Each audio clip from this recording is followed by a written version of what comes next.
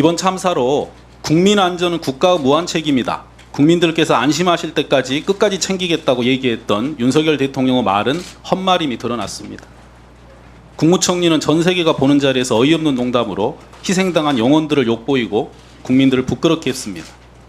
독일 행안부 장관은 참사 이후 사실과 다른 말과 책임 회피로 희생자와 유족, 국민을 분노하게 하였습니다. 참사 직후 이상민 장관은 귀를 의심할 만한 무책임한 발언을 이어갑니다.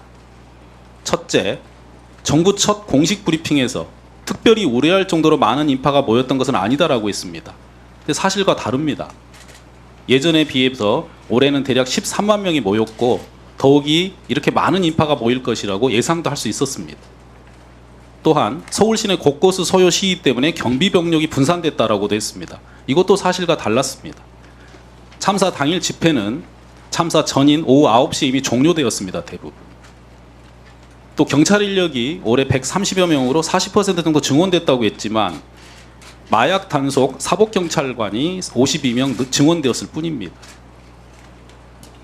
독이 이러한 장관이 인파가 우려할 만한 상황이 아니었다는 발언이 부적절하다 이런 지적을 하니까 섣부른 예측이나 선동성 정치적 주장을 해서는 안 된다는 취지다라고 답변했습니다. 근데 결과적으로 오히려 섣부른 예측으로 부적절한 선동성 정치적 주장은 장관이 하신 건 아닌가요? 어떻습니까? 그래서 저 발언에 대해서는 제가 바로 다음 날 적절치 못함을 인정하고 국민들의 마음을 헤아리지 못한 점에 대해서 제가 유감과 사과의 말씀을 몇 차례 드렸습니다. 어쨌든 저 부분에 대해서 더 이상 제가 변명은 하지 않겠습니다. 특별히 장관은 이런 말씀도 하셨습니다. 경찰과 소방 인력을 미리 배치함으로써 해결할 수 있는 문제가 아니었다라고 했는데요. 지금도 여전히 같은 생각입니까? 저 답변을 하게 된 것은요. 당시 기자가 경찰 병력을 더 많이 배치했으면 사고를 막을 수 있지 않았겠느냐 이런 취지의 질문했습니다. 그에 대해서 이번 사건이 워낙 엄청난 사건이기 때문에 정확한 원인을 알아야지 올바른 대비를 하고 재발을 막지 않겠습니까? 그래서 그렇게 성급한 추론을 하면 안 된다라는 취지에서 말을 한 것인데 어쨌든 이유 여하를 불문하고 잘못된 발언이고 그 점에 대해서는 다시 한번 국민 여러분들께 송구하다는 말씀을 드리겠습니다.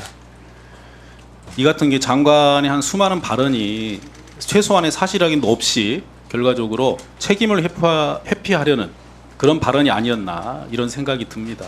국민의 이 장관의 국가의 가볍고 무책임한 발언이 책임을 회피하거나 그럴 생각은 전혀 없었습니다. 어차피 정부가 모든 책임을 지는데요. 네. 장관의 이런 가볍고 무책임한 말들이 이 비수가 돼서 희생자분들과 유족들에게 얼마나 큰 상처를 주셨는지 아직도 모르십니까? 네, 충분히 인정을 합니다. 장관은 더더욱 국민을 재해로부터 보호할 책임이 있는 재난안전주무부처 행정안전부 장관 아니십니까? 결과적으로 보십시오. 이번 참사에서 컨트롤 타워 없는 늑장 부실 대응도 있었고요. 무너진 국가의 안전관리 체계 이것 때문에 이 사건이 일어났다고 다들 국민들이 알고 계십니다.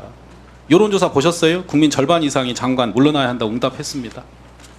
근데 아직도 대통령께서는 장관을 경질하겠다는 말씀도 없으시고요. 장관께서는 대통령에게 사퇴하겠다는 의사도 표명 안 하셨다는 거 아닌가요? 네. 근데 많은 국민들께서 이렇게 얘기하십니다. 더 이상 장관님 얼굴 TV에서 보고 싶지 않다. 이 사건에 대해서 장거리 해명 듣고 싶지 않다라고 말씀하세요. 오늘 이 회의를 기점으로 이번 경찰의 참사 대응 실패한 책임 그리고 행안부 장관으로서 주무부처 장관으로서 장관에서 물러날 생각 없으십니까? 어떠세요? 다시 한번 이번 사건에 대해서 대한민국의 안전을 책임지고 있는 주무부처 장관으로서 국민 여러분께 송구하다는 말씀을 드리고요.